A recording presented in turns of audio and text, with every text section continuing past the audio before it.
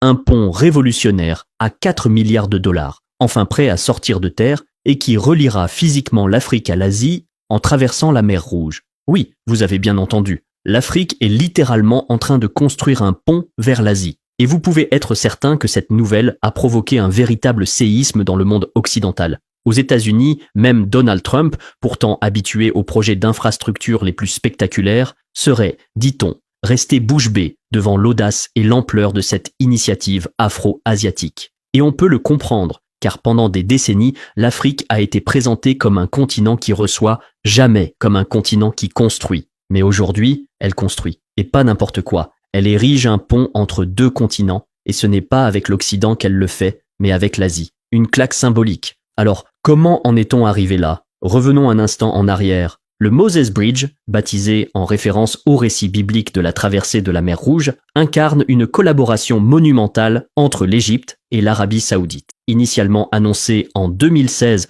par le roi Salman d'Arabie Saoudite, ce projet ambitieux a nécessité des années de préparation minutieuse. Aujourd'hui, le ministre égyptien des Transports, Kamel Al-Wazir, l'a confirmé. Chaque détail de la planification est achevé. Le projet va enfin voir le jour. Ce pont traversera le détroit de Tiran, reliant directement Ras Hamid, en Arabie Saoudite, à la célèbre ville balnéaire de Sharm el-Cheikh, en Égypte. Pendant des décennies, l'idée d'un pont sur la mer Rouge reliant l'Afrique à l'Asie a été évoquée, sans jamais se concrétiser. Depuis 1988, les tensions politiques, l'instabilité régionale et surtout les réticences occidentales ont freiné la réalisation de ce qui aurait dû être une structure révolutionnaire. Mais aujourd'hui, l'histoire est en train de s'écrire autrement. Alors, de quoi parle-t-on exactement en termes de dimension? Imaginez un pont de 30 miles, oui, 30 miles, soit près de 50 km, qui s'étend au-dessus de l'un des passages maritimes les plus symboliques au monde,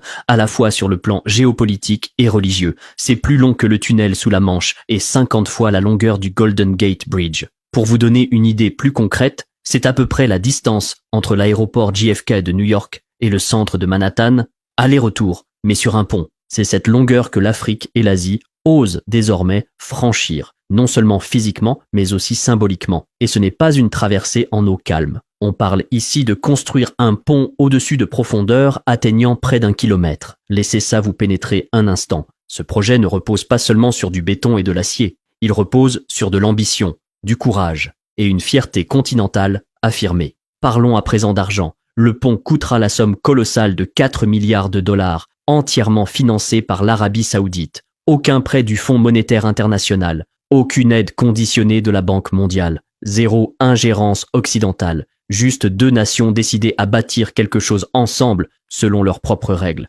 C'est précisément ce type d'indépendance financière et de collaboration stratégique que l'Occident redoute le plus. Pourquoi? Parce que cela marque un véritable séisme géopolitique. Pour une fois, l'Afrique n'obéit pas. Elle mène, elle s'associe et surtout, elle imagine. Et pendant que Riyad paie la facture, le récit géopolitique se transforme radicalement. Ce pont s'inscrit d'ailleurs directement dans le cadre du projet futuriste saoudien NEOM, une mégacité à 500 milliards de dollars, conçue comme un hub technologique de nouvelle génération aux frontières du royaume. Quant à l'Égypte, elle se positionne de plus en plus comme une porte d'entrée, non seulement vers l'Afrique, mais aussi vers l'avenir. Mais ne nous y trompons pas, ce pont n'est qu'un début. L'Égypte et l'Arabie Saoudite œuvrent en coulisses depuis des années sur une série d'autres méga-projets, des villes futuristes, de nouvelles routes commerciales. La mer Rouge est en train de devenir, discrètement, le corridor économique le plus précieux après le canal de Suez. Prenez par exemple le gigantesque projet d'interconnexion électrique entre l'Égypte et l'Arabie Saoudite, un système capable d'échanger jusqu'à 3000 MW d'énergie.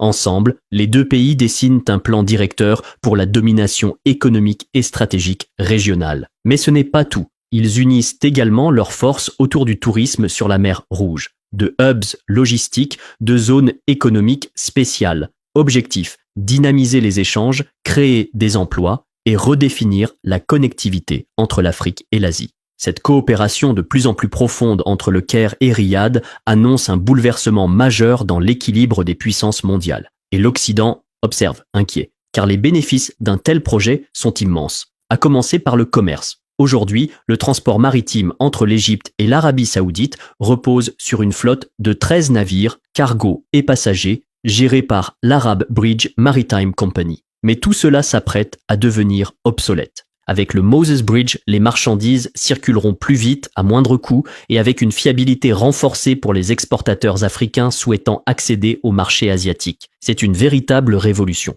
Et ce n'est pas tout. Parlons tourisme. La mer Rouge attire déjà des millions de visiteurs chaque année. Mais ajoutez à cela un pont monumental. Et soudain, faire un road trip du Caire à Riyad devient une réalité. Et qu'en est-il du pèlerinage religieux ? Chaque année, plus d'1 million de fidèles se rendent en Arabie Saoudite pour le Hajj. Ce pont offrira une alternative terrestre directe, facilitant l'accès au royaume et désengorgeant les aéroports.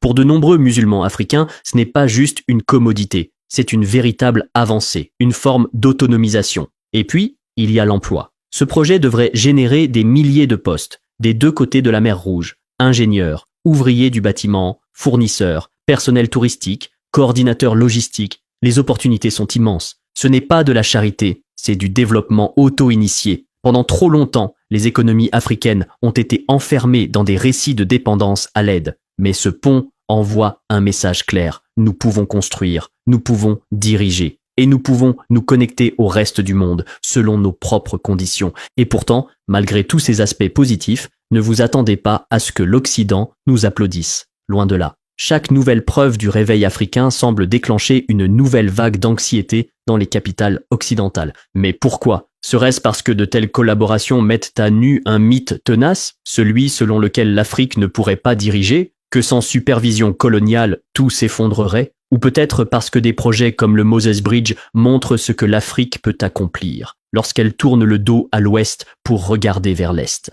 Pendant des décennies, on nous a répété que notre avenir dépendait de la générosité des autres. Aujourd'hui, nous construisons des infrastructures à plusieurs milliards de dollars qui relient des continents. Mais alors, que se passera-t-il lorsque d'autres pays africains commenceront, eux aussi, à se tourner vers l'Asie pour lancer leurs propres méga-projets ? Que se passera-t-il lorsque le centre de gravité du pouvoir se déplacera, loin de Paris, de Londres ou de Washington ? Impossible de ne pas voir dans ce pont bien plus qu'une simple infrastructure. C'est une déclaration forte, défiant ouvertement l'ordre établi. Un message clair, l'Afrique n'est plus un simple figurant sur la scène mondiale. Nous n'attendons plus qu'on nous invite à la table. Cette fois, c'est nous qui construisons la table. Et cette table, elle traverse désormais les continents. Le Moses Bridge n'est pas seulement un lien entre l'Égypte et l'Arabie Saoudite. C'est un pont entre un passé africain marqué par l'exploitation et un avenir placé sous le signe de l'indépendance et de l'innovation. En fin de compte, le véritable choc n'est pas que ce pont soit en train d'être construit. Le véritable choc pour l'Occident, c'est qu'il ne l'a pas été pour lui. Et c'est peut-être là la plus belle partie de cette histoire. Car le Moses Bridge ne sera sans doute que le premier d'une longue série. Alors que l'Afrique commence à lever les yeux et à bâtir des liens audacieux, loin des chaînes coloniales d'autrefois, le monde n'aura bientôt plus d'autre choix que de composer avec un continent qui ne se contente plus de se relever, mais qui prend les devants. L'ère de la soumission africaine s'éteint, l'ère de la vision africaine vient de commencer. Et vous, qu'en pensez-vous ? Ce pont à 4 milliards de dollars entre l'Afrique et l'Asie est-il un simple projet d'infrastructure ou le symbole d'un nouvel ordre mondial en gestation ? Partagez votre avis dans les commentaires, votre perspective compte. Activez la cloche pour ne rien rater et surtout, restez curieux, restez lucide. Merci d'avoir regardé. À très bientôt.